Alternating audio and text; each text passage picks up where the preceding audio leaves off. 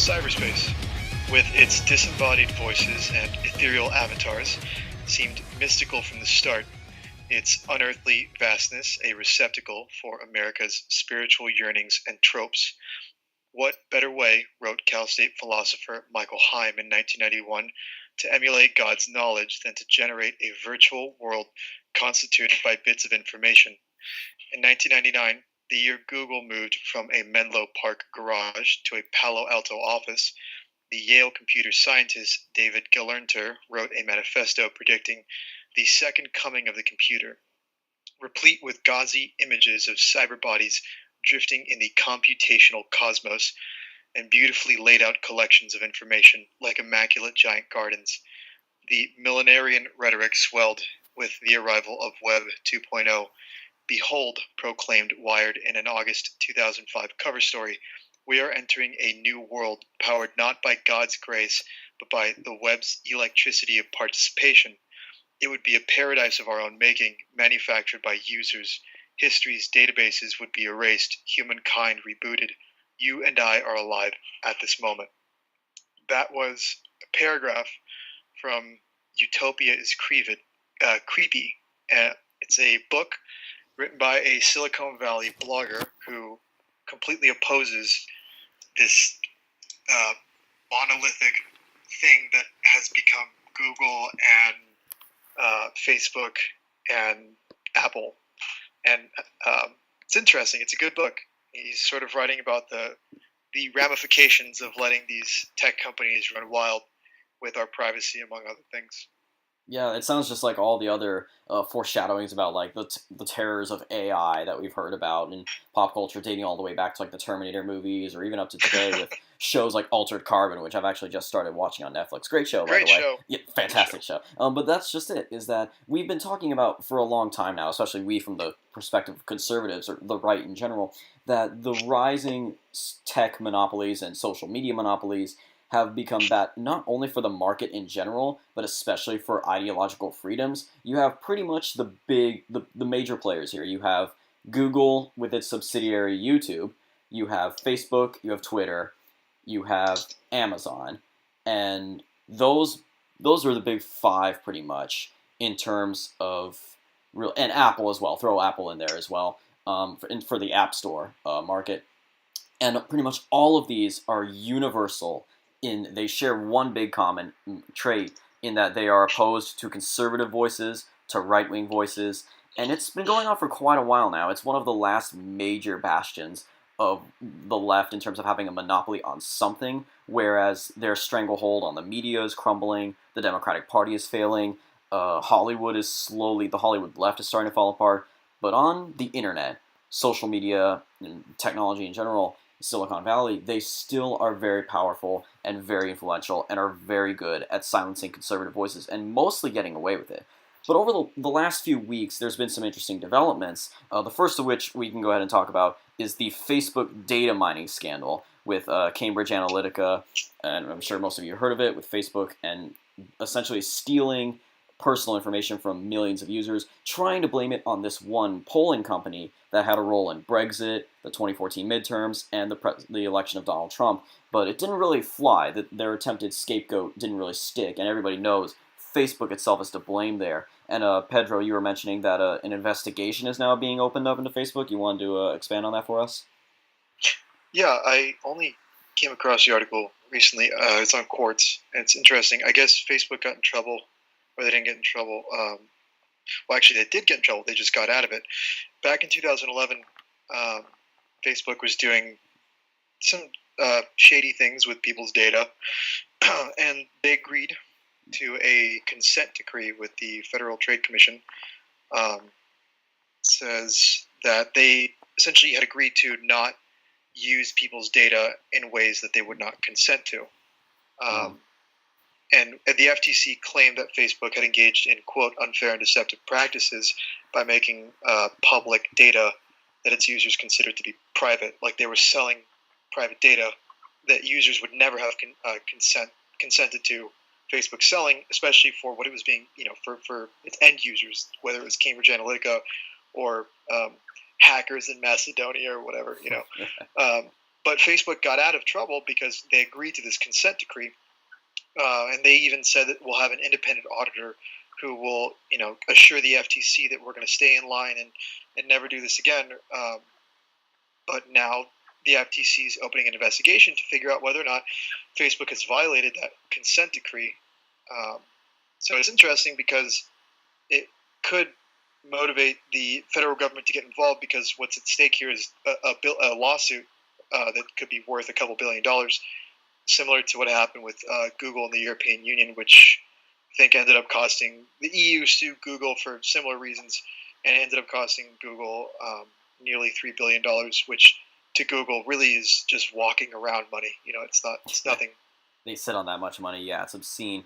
Because I noticed that as far as their wallets being hit, that's one thing, and unfortunately, it seems like it may not affect them. But I did notice that Facebook stocks, of course, are taking a huge hit over the scandal. On Monday, just this last Monday, when the stock market just skyrocketed, you had it was the largest single day gain for the Dow since 2008, and the largest overall gain for the big three since 2015. So it was a huge day on Wall Street. But the one major stock that was still red, while all the others were green, were the Facebook stocks, primarily because of the scandal. But it would seem, as you mentioned with the example of Google, even hitting their wallets doesn't seem to get them as much as you'd think it would, even in the billions range, and perhaps only scrutiny from the federal government would be the real, the weapon that could be used to bring them down. And that's something I want to ask you about, Joe, because on a similar subject, President Trump recently has taken to criticizing Amazon on Twitter in very amazing ways. Let me just go ahead and read off some of the major tweets. I have stated my concerns with Amazon long before the election. Unlike others, they pay little or no taxes to state and local governments, use our postal system as their delivery boy, causing tremendous loss to the U.S., and are putting many thousands of retailers out of business.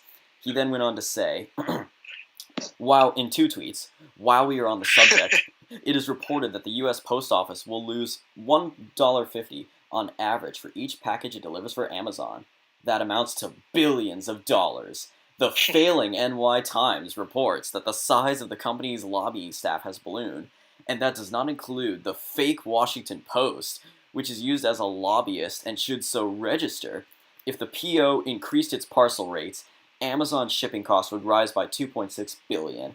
This post office scam must stop. Amazon must I love these stream of consciousness tweets from the president. It's just this internal monologue. He just goes off. What was that, Joe? I said, Joe, they're great. Oh, yeah, fantastic. And then there was one more that he hammered on just today, April 3rd. He continued doubling down on this. I am right about Amazon costing the United States Post Office massive amounts of money for being their delivery boy. Amazon should pay these costs, plus, and not have them borne by the American taxpayer. Many billions of dollars. PO leaders don't have a clue. Or do they? And this brings me back to what I want to ask you, Joe, because just the other day in an interview, of all people, Bernie Sanders actually comes out and more or less agrees with President Trump and basically says that Amazon, he thinks that President Trump is right, that Amazon has gotten too big. So once again, kind of like on free trade, TPP, for example, we see agreement between the two big populists of the 2016 election who seemingly are on the opposite ends of the horseshoe. But if horseshoe theory really does turn out to be true, maybe there's a few more similarities here than you would think. And what are your thoughts on this, Joe? Well, yeah, and I think the most important thing that we need to be looking at on why Trump and Bernie Sanders are probably going to agree on this issue is this idea of corporate welfare. I don't think that Trump and Bernie Sanders are particularly big fans of that on either end. And that's one of the issues that Democratic Socialists and Nationalists would have in common. They don't believe in putting giant subsidies into these giant companies and that are just going to lobby the government to get their interests pushed forward or backward or forwards. And I think that what we really need to be looking at here is the fact that Amazon gets about $1 billion in subsidies from the government, and that's not even including all the money that they're costing the postal service, like Trump was saying before. So with Amazon, they don't I believe they don't pay any, and I want to look this up. I want to make sure that this is correct, but I believe that they don't pay for their shipping through the postal service. So one of the big problems with that is, and I'm going to Google this right now to make sure I'm correct, because I definitely want to make sure that I'm correct on this. Mm-hmm. But they're basically just they're making the postal service lose a ton of money due to the lobbying that they've done in the government. And when you look at the sheer size of the country, or the sheer size of the company, you'll find yourself at a place where you're going to have to start looking at antitrust law. So you're going to have to be looking at the Sherman Act. You're going to have to be looking at the Clayton Act. You're going to be having to look at all these different antitrust laws that have been put in place to try and break these monopolies and prevent them from artificially controlling prices for their own personal benefits, stifling competition through predatory pricing, things like that.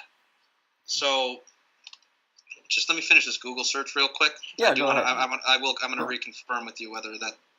Sure. And on that same note, again, back to Amazon, you have, of course, as you mentioned, the owner is Jeff Bezos, who owns both Amazon and the Washington Post, which, as we all know, has been out to get Trump since day one, and they will create fake news story after fake news story to do it. They'll use one unnamed anonymous source after another to confirm their own theories about Russia and whatnot, and it's ridiculous.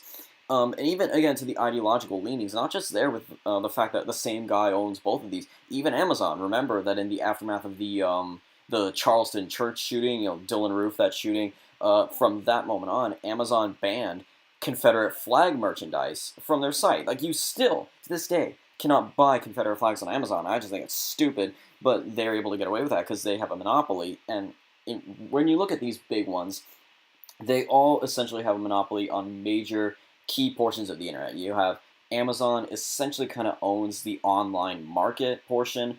Maybe I used to think maybe alongside eBay, but I think at this point they've definitely surpassed eBay. You have that. You have Twitter basically is a monopoly on microblogging. Facebook has a monopoly on social networking. YouTube has a monopoly on video sharing. Google, of course, is the number one website. They have a monopoly on search engines. And then Apple, kind of together with the Google App Store, Google and Apple, they together have a duopoly, or I'm pretty sure that's the word. Maybe I bungled it. I don't know. They both collectively have a monopoly on app stores. And when you have all six of these being of the same ideological bent, they effortlessly, systematically silence conservative voices. Whether it's Twitter banning, Milo, banning Roger Stone, banning so many others, thousands of conservative accounts, and just saying, oh, no, these are all Russian bots, it's okay. Or whether you have Facebook repeatedly just deleting right-wing meme pages like Disdain for Plebs, MAGA Man, Meme Lord for Hire, or most recently God Emperor Trump. Twice now that page has essentially been zucked, as they call it, only to be restored after backlash from InfoWars and a few others. They mostly get away with it. And this is why, you hinted at it earlier, Joe, of like going at it from an antitrust perspective, a monopoly perspective.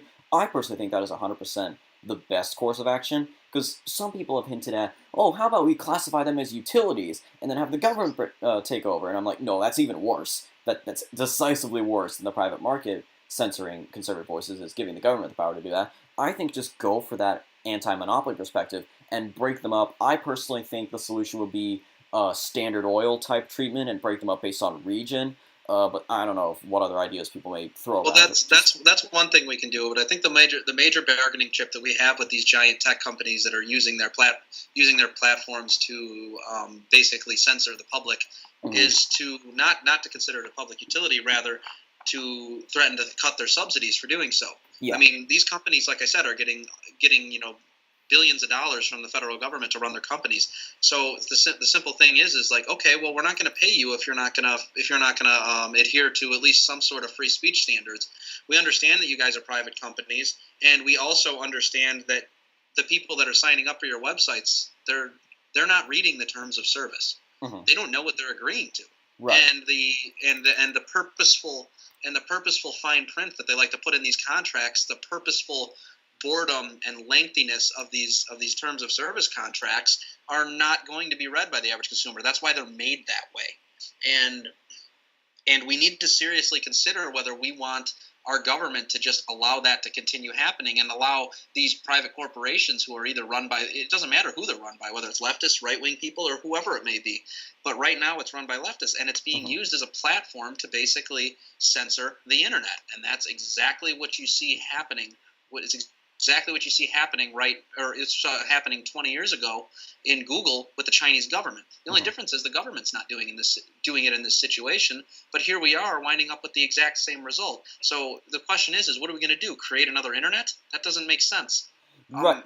Yeah. We have to seriously consider how the government, and this is where I'm more for a big government thing. We need a big government to go and bully these companies through antitrust laws. Like that's one great way to do it. That's you attack Google, attack Facebook, Twitter, all these things, because we all know that there's no competition.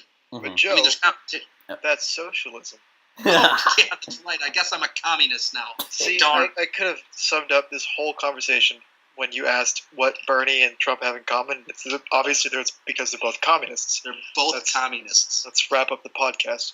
I was gonna say, I didn't know. I didn't know. We're done here. We have come to the conclusion, guys. The autistic libertarians were right. We all know it now, and we better just hunker down and start talking about free markets, liberty, and individual rights. You sound like Mark Zuckerberg right now at doing damage control. But what's interesting is that the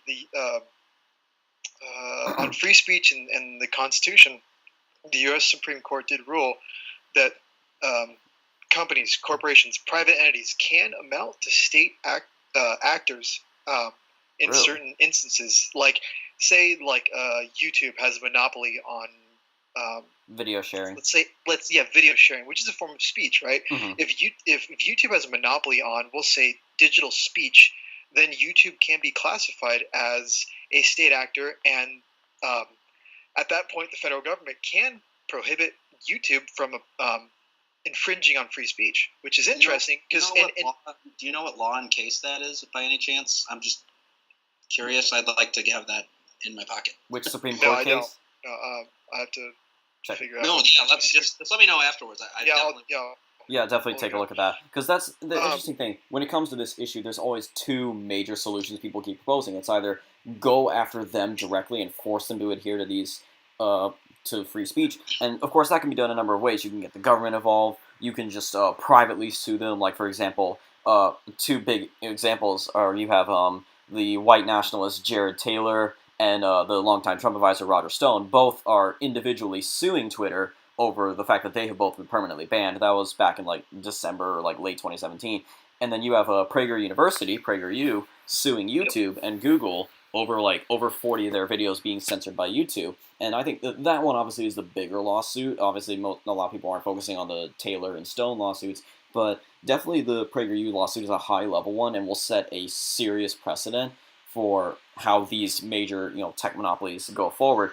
But of course, the other solution people talk about, if not government action or lawsuits directly taking the fight to these monopolies, is, as you guys called it so eloquently, the autistic libertarian response, which is to form our own alternatives. And of course it's a long shot right now. You've got Facebook, Twitter, they're all the big monopolies. But there are a few, believe it or not, there are a few major alternatives, if that's possible. If that's not a dichotomy, there are major alternatives to these monopolies, such as, for example, Minds as a big social network alternative to Facebook, Gab, a lot of you may have heard of Gab as an alternative to Twitter, and Pedro, you've been looking a little bit more closely at some of these alternative social media websites, and you want to tell us about your findings?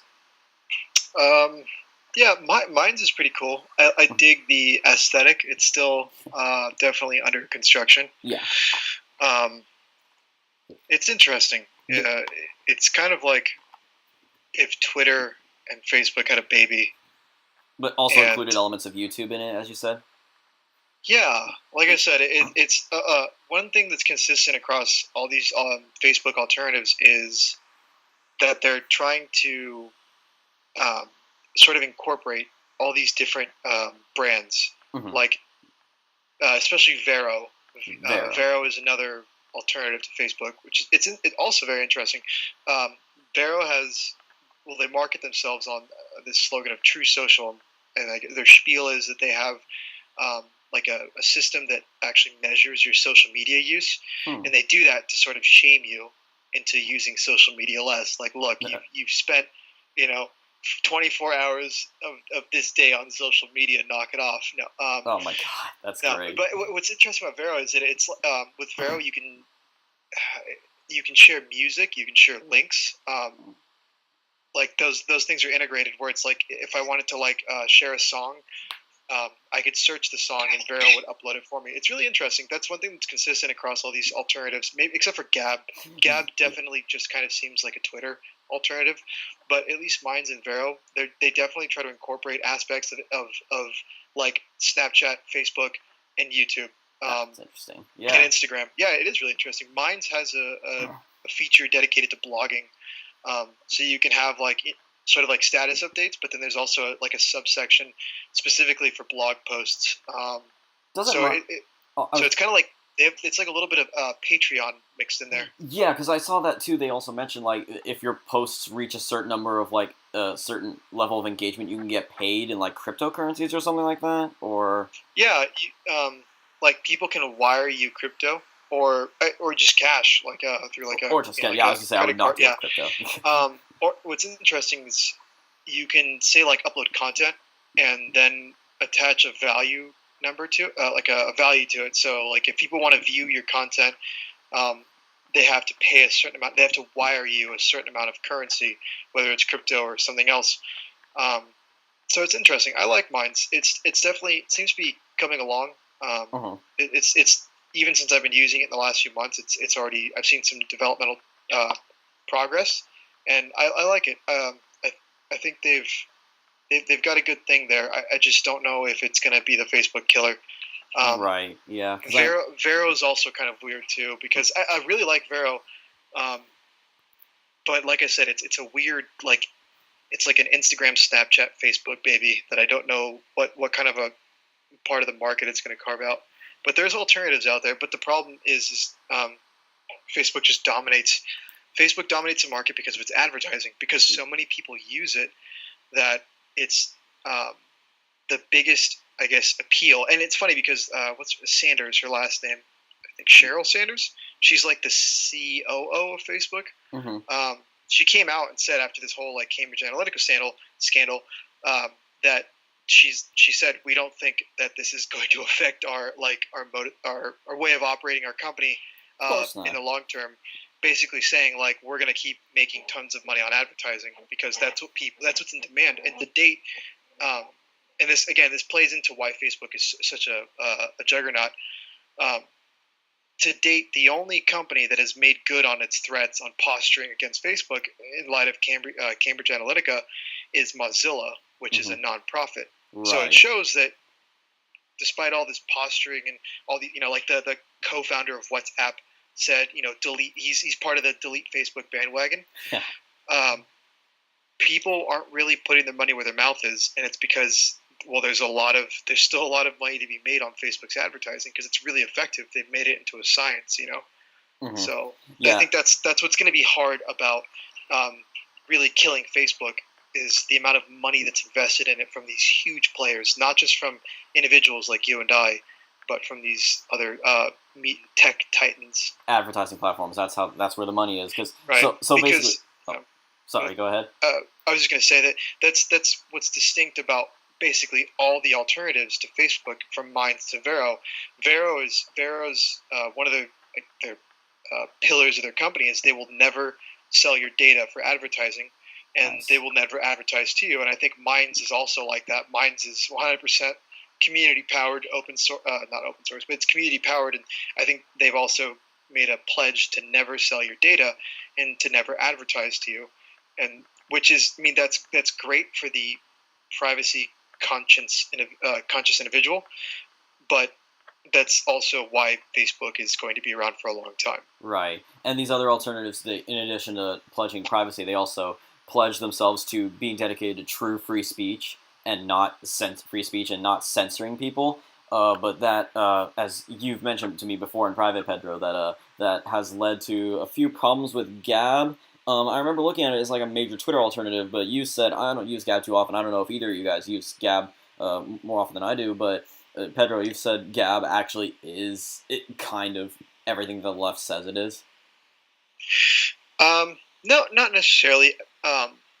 Gab's not bad. I know there's this whole like, oh, Gab's like a cesspool of the alt right, but I mean, like, what does that mean? It's the alt right is basically, like all three of us are technically would be considered alt right by liberals, by leftists, because we don't agree with them. It's a stupid arbitrary slur to say that it's a alt right cesspool, but Gab is just, like I said, it's a weird app because I don't know where to place it. It really just seems like a Twitter alternative, right? And not being a big Twitter user, I guess that's why it's like at the bottom of my list, because I already hardly use Twitter as it is, so Gab has very little appeal to me.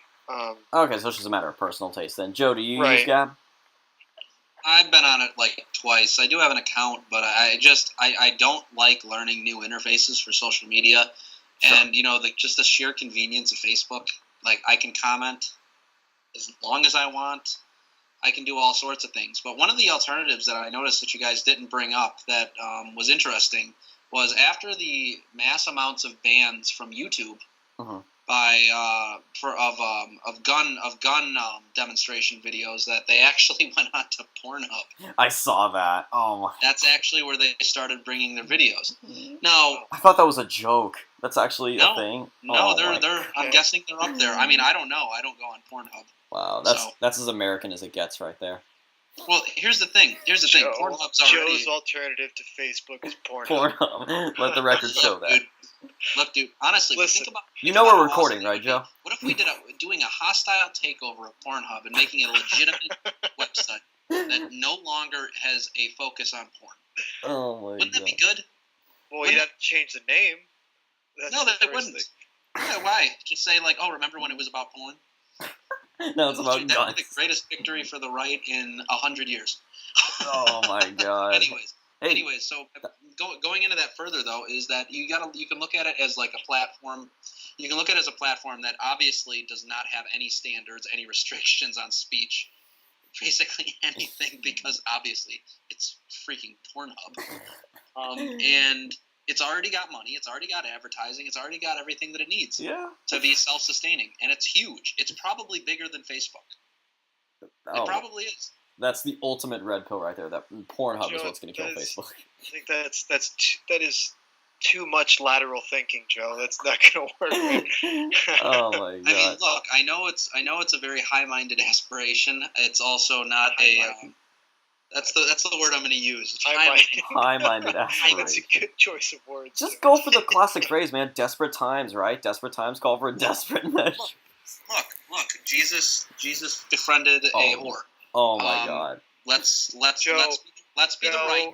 Listen, I'm not done. Let's be the right. Right after Easter, dude. Come on. You're already using Jesus to justify. No, I just think it's funny because Joe's like invoking the Bible to bolster his argument that we should like take over Pornhub and turn it into the new Facebook.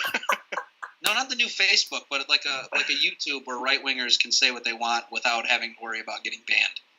That is absolutely lateral thinking. So that's what I'm looking for, and I'm saying like it would totally work. First off, if we did it, because people wouldn't be going on there watching porn, and then people and the executives of Pornhub are going to be like, well, if we don't have to be the porn guys anymore, we won't be the porn guys anymore. So we'll just like allow all these other platforms to come on here, and people will migrate to it.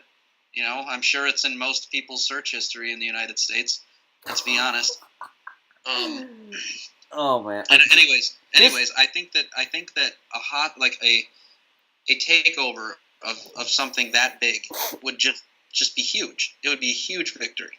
You know what? Maybe because in terms of sheer logistics, he's definitely got a point in that it's a bigger site than any of these alternatives we mentioned so far. Because obviously this is something else we talked about. I wrote this in an article for American Greatness a while ago. That all the other major alternatives we've talked about, Gab, Minds, probably Vero too, I'm not sure, they have been systematically shut down by the major tech monopolies. Like back in August or like maybe mid 2017, earlier 2017, when Gab was really rising as a major alternative to Twitter.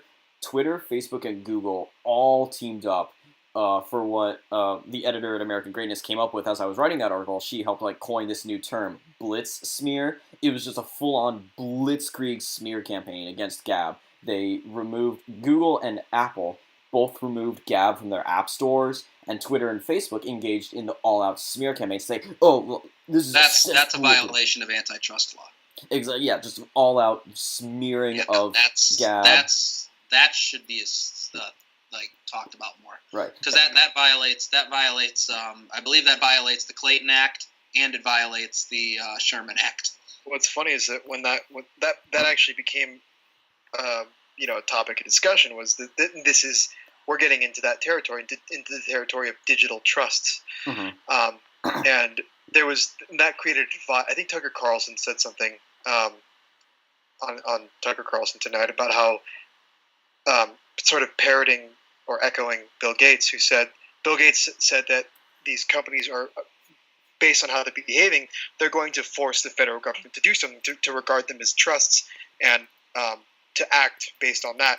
And I think Tucker sort of said something on that, and that Tucker's comments created a divide in the right between the libertarians and the sane people who said that because again, it's like, you're right, Joe. It essentially is a trust. It's just a virtual trust, right? Right. And so the argument then, because you can't deny that it's a trust, you can't. Like, they have a monopoly on, like, I think Google owns like 90% of the data market worldwide, and I think between like Google, who owns Android, is a subsidiary of Google, between Google and the App Store, the Apple Store that belongs to Apple, I think that accounts for more than 90% of the Apple of the app market. So to say that there's like, the free market will sort this out, no, it won't. Nope. There is no free market. The market is owned, right? So then what's interesting is to see people fall back on instead, well, monopolies are good. Monopolies are good, and that these companies like Google and Apple that have essentially a duopoly, well, they deserve it because they've earned it through innovation. It's been interesting to see this divide increase between, I would say it was always there between conservatives and libertarians. But it's interesting to see that the arguments now, like Joe says, that it is a monopoly, and the libertarian right saying, well, yeah, so what? Monopolies are good. It's interesting. It's that eternal divide in the right of those more principles people who would rather go down, like they'd rather be trampled over by the cultural left, but say as they go down, as they die, they'd say, at least I still have my principles. And then those on the right who are like, okay, maybe we've got to do a few things that more principles might not agree with, but at the end it's crucial to our survival. And you look at that in the example of Gab, it's just like, not just Gab, Minds, as we mentioned, Minds also got seriously deplatformed when Google removed it. Yeah, I actually started looking for it on Google after this. I can't find it. You can't find it. They removed it from their search engine. They removed it from their advertising platform, which means it literally will not show up on a Google search. And that's when Tucker Carlson, I'm not sure if it's the same episode you were thinking about, Pedro, but Tucker Carlson did have the founder and CEO of Minds, Bill Ottman, on his show to discuss it. And that brought huge attention, obviously, to the fact that, wow, Google literally just deplatformed this site. The number one search engine, the number one website in the world. You can't find Minds anywhere on Google. Right. And so what Google has done to Minds, sort of indexing out of their search results, I mean, that really shows that the markets are not free, and it's virtually, pun intended, virtually impossible for these little startups to take on these giants. I mean, they can throw rocks at Google's windows all they want, but at the end of the day, the amount of money, the amount of influence that companies like Google and Facebook have, it's not going to change anything. It would take either the FTC getting involved, or some sort of like Trumpian antitrust, resurrecting Teddy Roosevelt kind of a deal. Nice. But it definitely wouldn't happen. It's it's such a joke. The market forces are not going to sort this out. Whatever. It's not. And the people that believe that, I don't know what what to tell them or how to convince them otherwise because it's so obvious that it's not going to happen. Like if Google can't, like for example, because this happened with Gab, if Google can't buy a company out they don't like, or they see as a competition, if they see it as like an innovator, or if they disagree with them ideologically, if they can't subvert them by buying them out and assimilating them, then they'll just prevent them from having access to the app market. So this happened with Gab.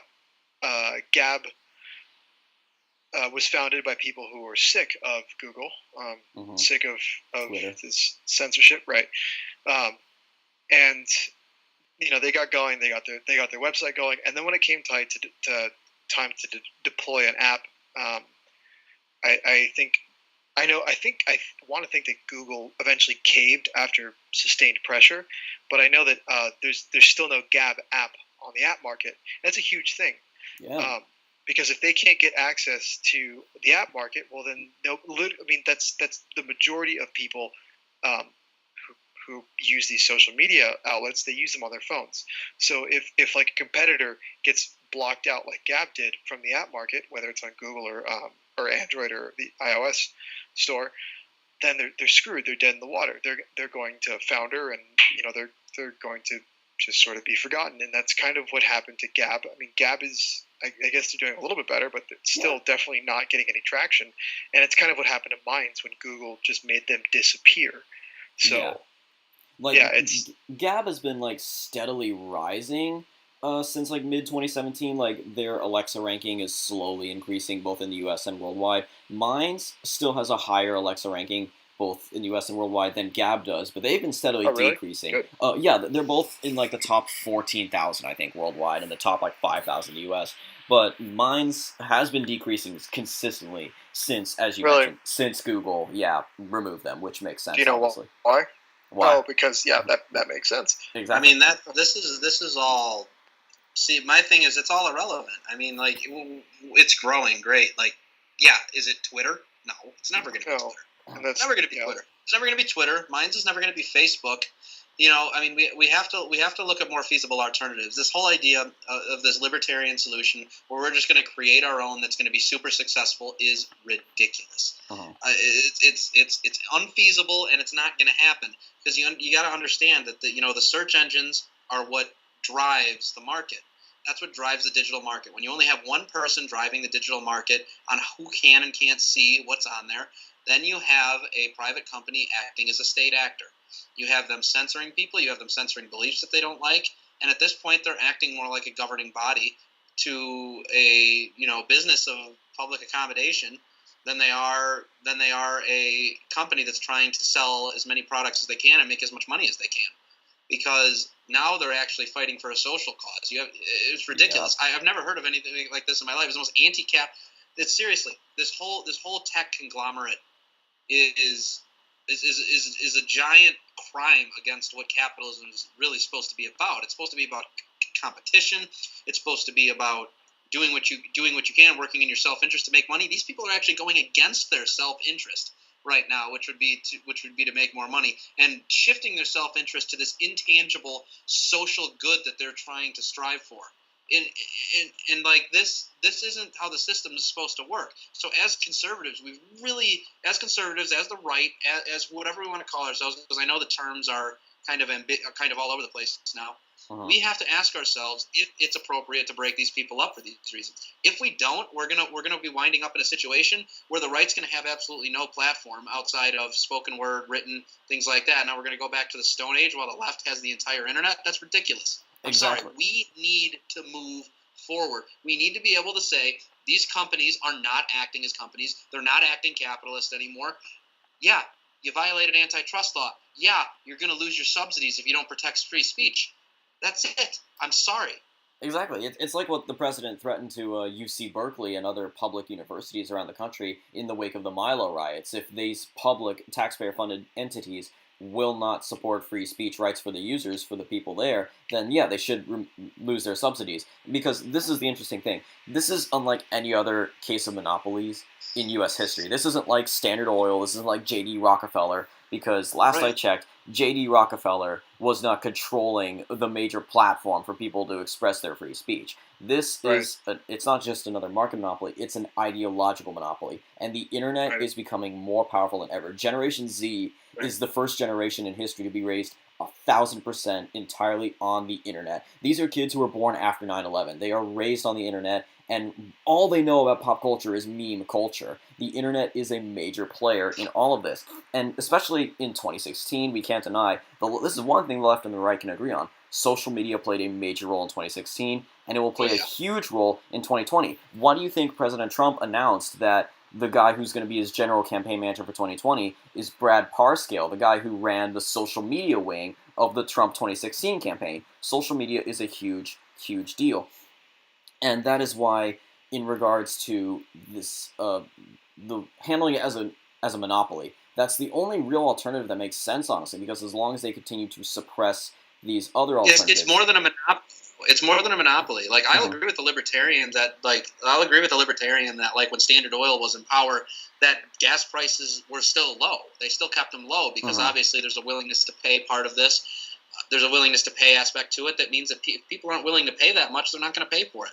But what we really need to look at, let's expand this the Standard Oil definition. Let's say Standard Oil not only owned all the oil, but it owned every single company that's allowed to advertise oil. Yeah, that'd be something else entirely. And especially So when clearly, it's worse than a monopoly. It's Mhm. worse than any monopoly could be. It's worse than anything you can imagine. They control the means by which anybody can buy their oil and sell it.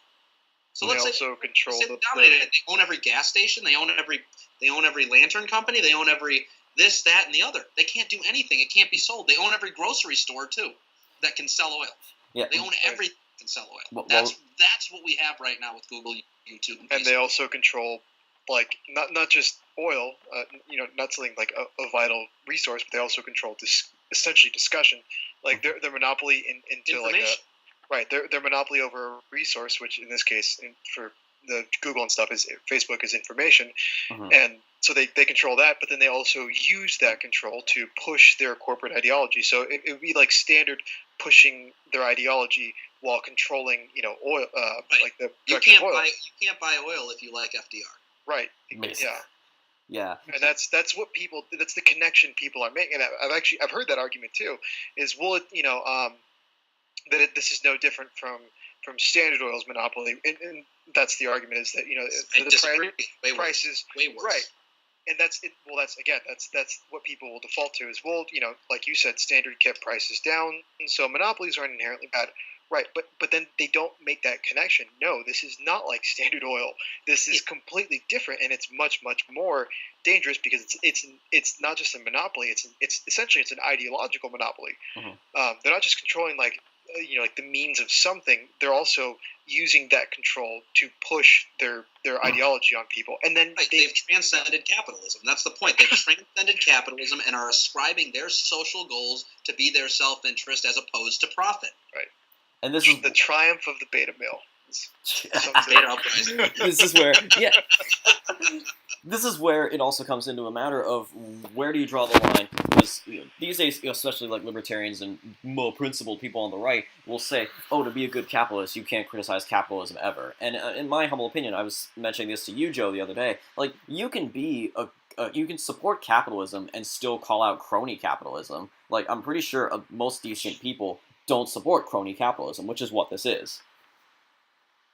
No, I agree with you 100%. What I want to point to further is that just because you critique something, and this is what really irks me about when I critique capitalism. It's not like I want to get rid of it Mhm. because of that. Like just because I critique it doesn't mean I want to get rid of it. I'm a critic of liberty too. I'm a huge critic of liberty. I think that liberty can destroy people. It doesn't mean I don't want liberty. It doesn't mean it's like, here, come on, put on the chains, put them on my wrists right now. I want to be a slave for the rest of my life. They're going to put you all That's not back what in that chains. means. When I critique liberty, I mean in order for us to be a well-ordered, well-functioning society, we need to recognize the problems that come with liberty, so we know when we use our liberty to use it responsibly. And then also And why can't we say the same thing about capitalism? Yeah. Yeah, no, you can't just let it run wild. That's anarcho-capitalism. That's the ultimate Right? libertarian wet It's dream right there. ridiculous. Exactly. This is what libertarians don't seem to understand, and this is what really drives me up a wall with them. Because like I can't even make the arguments I'm making anymore. It's like, well, I do think that these monopolies are a problem. And he's like, oh, but the free market will make it go away eventually. Nope. Like eventually, yeah, sure, but that doesn't mean I can't say that the monopoly is bad and is doing bad things. And I'm criticizing it right now, and I want to see it go away. And if we can have these antitrust laws in place to kind of prevent this kind of thing from happening, we need to have them there. It doesn't mean I hate the free market. It doesn't mean I'm a communist. Right. And Obviously, it does. obviously you're a communist. You're if you identify as I am literally Joseph Stalin, not Joseph Enders. Matter of fact, I am Broseph Stalin. Joseph Stalin, love it. Something else that occurred to me too just now is that what this is to me, it's like the internet, the virtual manifestation of the California problem, because obviously what you have is all these people from Silicon Valley, California, obviously, and here they control the internet, not just the United States, but around the world. And that to me, it reflects how California is trying to control our politics directly, electorally, because look at, of course, 2016, everyone was all, oh, Hillary won the popular vote by about 3 million. And I'm like, yeah, that's because she won California by 4.3 million. You take California out of the equation, she doesn't win the popular vote. So just as California is trying to... Forget that, though. Trump won the majority of the vote in the majority of states. Exactly. So what matters is, there was no state where Trump lost the popular vote and got the electoral votes. There's no state that happened in. I understood the Gore incident where Bush lost the popular vote and still got the electoral votes. That would make sense. But when these liberals go on about this election, I'm like, he won a majority of the vote in a majority of states. That's why he campaigned that way, idiot. He could have just went to L.A. or New York the entire time if he wanted to. I mean, come on, guys. Use your brain. But exactly. I mean, you don't just have to campaign in Los Angeles? If it was, he would have done that, and he still would have won that way, too. Remember, that's what he said after the election. Yeah, he would have. My point is, he still would have won, regardless. Right. Like, if we're going to do popular vote, then states don't matter anymore. But states do matter for a reason. And this is why I want to keep the Electoral College, because different states have different interests, and the largest states in the Union don't have the right to impose what they want on those smaller states that have different interests. So that's why we have the Electoral College. Actually occurs to me, too. Sorry, you were going to say something, Pedro? I was just going to say what's interesting about Silicon Valley is that we're seeing these sort of insurgent movements and characters like Peter Thiel. Are you familiar with him? Oh, yeah. Oh, yeah. I heard about what you're about to talk about. I know. Right. Peter Thiel had dinner with Trump, and he's also like this, venture capitalist. He's been a vocal supporter of Trump, and he's been a very vocal critic of I think, Google. Yeah. Or I think it was he's one of those. Yeah. He's backed candidates in California that have threatened these, let's call them left-wing tech companies. He's supported not just vocally, but he's also put money into candidates in California who have said, I'm going to go after these tech companies that sort of have like a data hegemony, right? It's interesting. And the timing is really, really interesting that Trump, in the middle of going to war with Amazon and all these other companies, he's dining with Peter Thiel, which I think it could be really, really interesting. And from what I understand, Peter's company, which I think Oracle, is competing with Amazon for a government contract for like their. I think Oracle's like a cloud storage. That's like what they specialize in is cloud services, and they're competing with Amazon over this contract. So the timing is really interesting, and seeing Thiel, if he were to be elevated by Trump, it would be really, really. I think this friction between like the Silicon Valley insurgents and these big Google, Facebook, whatever, I think the friction would heat up. It'd be really cool to watch because we'd finally see a venture capitalist in Silicon Valley go to war against Silicon Valley. It's just like that would be amazing. Yeah, it's just like how Trump. Oh, sorry, I was just gonna say it's just like how Trump rose up to be like kind of the anti-establishment, the anti-celebrity. He came out running for president saying, hey, I'm technically a celebrity. I'm a member of the 1%, the elite, but I'm not like the rest of these people. But I've seen how the system works from the inside, so I know how to take it apart. And that actually reminds me of something that another thing just came to me while I was talking about that comparison with Joe. The whole electoral vote, popular vote, how Silicon Valley is trying to influence the world of the internet, just as California is trying to influence national electoral politics. What you had in 2016, of course, was an uprising of middle Americans and millions of voters that previously you had not heard from in elections within the last few decades. And you have the potential to see that on social media too. There's a lot of times when hashtags suddenly start trending at like number one that the left doesn't like hashtag release the memos or hashtag Schumer shut down, pro right wing or anti left wing hashtags obviously being promoted by millions of right wing users, whether it's Twitter or Facebook. And you see that in terms of the numbers, the people at the top, the leaders of the tech monopolies are left wing, but there are millions of users who are ready to come out and against these people, and there are a lot more of them on social media than you might think. But at the end of the day, they do need someone who can really spearhead that change, whether it is Peter Thiel, who, as you mentioned, he's big in California. People were actually talking about him possibly running for governor this year. He ultimately chose not to. It would be a long shot for any Republican to win a statewide office in this state anymore. But at this rate, in the age of Donald Trump, I would say screw it, why not give it a try? But Peter Thiel, or others even like Elon Musk, who the other day hinted at the possibility that he might want to buy Facebook and then just delete it, which would be hilarious. That'd be the greatest thing of all time. Elon Musk. Great. He deleted it. He already deleted his companies. He's completely wiped his companies off of Facebook. Really? And yeah, his quote, "Facebook gives me the willies," is what he said. But he's completely sanitized Tesla and SpaceX from Facebook, so he's already off of Facebook. He's an interesting guy, Musk. Yeah. He got really. It was very melodramatic. He said when Trump pulled out of the Paris Accord, right? Musk was like, "You quit Paris, so I'm quitting you." It was so sassy. Casablanca right? reference. But then he comes out, and supports Trump on tariffs. Tariffs, that's and right. Then he comes out and he sort of indirectly slights Facebook. Yeah, he's an interesting guy. That crossover appeal once again. Joe, did you have any thoughts on that? Well, one of the things that I noticed, one of the things I heard, Peter Thiel, by the way, I've met him before. I've spoken at my school. Good guy. Great. Very good guy. He's actually thinking about moving, and he's trying to create his own Silicon Valley. He's thinking about in Houston, Chicago. Ooh. He's considering different places to move he's trying to move his company. It's called Oracle, you said? Yeah, Oracle. Oracle, yeah. He's trying to move his company Oracle to one of these areas and trying to develop the tech industry in another city outside of California. And I think that's going to be really beneficial. I think that's a huge step in the right direction if he's looking to try and create this counter media. Now, that's the kind of guy with the power to, now I'm not talking about Gab. We're not talking about Gab or Minds anymore. We're talking about a serious power player. Right. Yeah. In the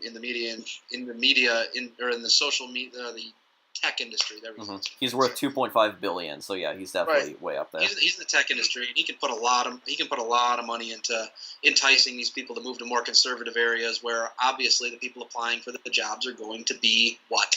They're going to be mostly conservative, as opposed to in California, where these applicants are going to be a majority, liberal. So as these people rise through the ranks, as these CEOs retire, as things go through, eventually we might get to a point at which we'll be able to have a little bit more influence over a company like Facebook, Twitter, or any of these other groups. Which is another way that we can try and beat them. But I'm still down for, trying to cut the head off of the snake now. What's interesting about Peter too is, or what I should say, what I really like about him is he's very honest, and he's defended monopolies. He's gone on. I think he was at it wasn't a TED talk, but it was some sort of a speaking event with other speakers, and he said, he defended monopolies and said, yeah, monopolies can be good, and given his ideological stance, what I take from that is Peter's a guy who's not afraid to go to war with Silicon Valley, given the chance, and sort of reverse what's happening, like Right. dethrone the current like insane. I don't know what you want to call it, like leftist, nouveau cosmopolitan monopoly that they have, where they're pushing this weird ideology that it's just, we'll call it the triumph of the beta male ideology, right? Because it's ridiculous. It's like the United States can't be American. Nationalism is bad. It's just there's so many. Think about it this way. We're talking about an entire tech company full of weird nerds Yeah. who never got liked by people No. in their entire life. They've So never they're had like, real jobs. so think about it. Think about this. This is a conspiracy theory. By the way. So Here we go. Let's just Buckle up. Buckle up. Let's just preface my next Go statement. ahead. Go ahead. I Go have ahead. no evidence for this claim, but I think I'm. So say for a second, these guys are all a bunch of worthless nerds who never had a goal, spinning around in a desk chair all day, throwing paper planes at their other male coworkers. So I wanna just like think for a second, like, I'm in social power right now. I have it all. I can control these things. Hey, other nerds at YouTube. Hey, other nerds that like this. We're gonna uplift ourselves, and we're going to go against all these things that make these men that bullied us in high school masculine. So what we're going to do is we're going to try and make the social stigma on the internet make women like people like us. So See, reverse this is engineering. all a giant That's conspiracy for nerds to get girlfriends. That explains why Big Bang Theory is so popular. Well, that's not too far from the truth, because if I remember correctly, Zuckerberg started Facebook to impress a girl. To So this rate whole women, thing, to rate like, women's attractiveness, I believe. According, theoretically, Silicon Valley, Zuckerberg in particular, could be destroying the world because he got turned down for a date, which I think is very petty. oh man. Dude, they are so weird. He's not trying to destroy the world. He doesn't believe he's destroying the world. He's not that high-minded of a thinker. He doesn't give a crap Right, about that. he's a All reptilian. these- He's Right. a lizard man. Look, he's not that smart. Neither of these Facebook employees. They all just want women to like them. So what are they going to do? They're gonna have their little beta uprising over at Facebook, YouTube, and whatever headquarters, and try and mold society through their advertisements, through the content that they allow on their platforms, in order to push women into a direction where they look at some fat, acne-ridden nerd with giant rimmed glasses and say, "Ooh, he's sexy." There Joe, was this really weird thing that Zuckerberg did, and it's in this book that I'm reading, Utopia is Creepy, and it's this part back in 2011. The author recounts this weird. I don't think he does it anymore, but Zuckerberg basically announced that he's going through this personal challenge where he told Fortune magazine that he was only going to eat meat from animals that he had personally slain. And it began with him boiling a lobster, and I think it climaxed with him shooting a bison in the head and then eating the bison. And he just shows you how just fundamentally out of touch these people are. Like, Zuckerberg is like, I would like to be part of the human race. I'm going to begin by boiling a lobster. well, first, if you Have want you guys ever seen a picture of Mark Zuckerberg walking? Have you seen his knees? Oh, They're like go back. they're like an arch. His They're like knees an arch going the opposite direction. bend backwards, It yeah. tells you how completely disembodied these Oh, people, they view their bodies as vehicles for their heads, they're so just completely You're talking out like of the touch. Men in Black thing, where there's the little man and the human costume. Yeah. There's and it's crazy because these people have the power, because your conspiracy is great, but it's not far from the truth. Like, you have these people that are literally out of touch with reality, right? They live in literal ivory towers, and they have the capability and the will to basically socially engineer the world into what they think is right. And by all accounts, they're doing that, and they're admitting to doing that, and they're happy about it. You can find so many quotes from these techies that are saying, we're going to, I read at the beginning of this podcast, they really think that they're reshaping the world into a better image that reflects their ideological interests. Oh, So- trust me, when they're swimming in women, yeah, that's exactly what Oh I'm my saying. god. Swimming. That's such a just like it's all about girlfriends. Like, and here's the thing: social engineering never works, by the way, because biology usually winds up taking over. It's not going to work. What they're doing is not going to work. Like, we'll vote in Bernie Sanders, and Bernie Sanders will crush him eventually. Whatever happens. I don't know, but something will happen. Some socialist or some nationalist will come forward and just crush them, because human nature will inevitably dominate social engineering. We saw this in basically every single communist country that's ever existed. You see the Soviet Union existing for hundreds of years, and they keep saying, "No, you're not Christian. No, you're not. You're not any of these things." The people are still going to church underground. What are you going to do? The people are just going to be like, "Yeah, that's all part of the communism. Ooh, rah rah communism. We love you, Stalin." Well, it's like, but I'm still going to go to church. You're a moron. And if you tell me I can't have any more kids, like in the one-child policy, I'm going to have more kids. I feel like we're treading into chemtrails territory right now. Oh God! I was just gonna say, Joe, that you're more optimistic than demons. Aliens. You're more optimistic, Joe, though, when you talk about human biology overcoming social engineering. You're more optimistic than I am, because again, in the age of social media that we live in, the brainwashing power is so much stronger than ever before. And you gotta remember, the reason these people are thinking this way and trying to social engineer a better place as it is, Google's diversity quotas and just all the Google doodles that are about black lesbian inventor that no one's heard of. The current one is Mandela's wife. The woman that hung tires around people's necks and set them. Ugh. But yeah, the world is too objective for us to enter that place. Our subjective view of things, viewed our whole lives. I mean, we're not going to go away. Like the idea that we love our mothers is never going to go away. There's so many things. Like, you can try and socially engineer us to think that short and stubby nerds are the prime male specimen, but it's never going to happen. Girls are always going to be attracted to manly men with facial hair, things like that. That's never going to change. They can have a cognitive dissonance towards it, maybe, but that cognitive dissonance only goes so far. They're still going to yearn for this, even to this day. Yearn for this. Did you just point at yourself, Joe? Because the bad boy is the one who you think is going to protect you the best, and that is the most primal instinct in the female. Jesus Christ, Joe! I feel like you just pointed at yourself when you said you're going to yearn for this. We're watching him on the webcam right now. Yeah, I can confirm he kind of. What are they going to yearn for? For Joseph T. Enders II. Look, I am the ideal male. You can only aspire to be this peak male performance. You may not like it. Peak performance.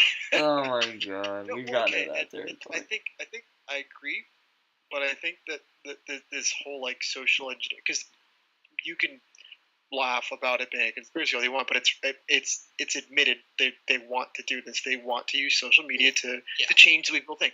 Okay. No, I'm not saying that that's the conspiracy. I'm saying that it's all about a girlfriend. What I'm saying is because you're saying it doesn't work because biology will override that. I'm saying that it is working, and the way that people are reacting to it, at least men are, is it's literally making us kill ourselves. By getting rid of healthy male role models, which that's kind of.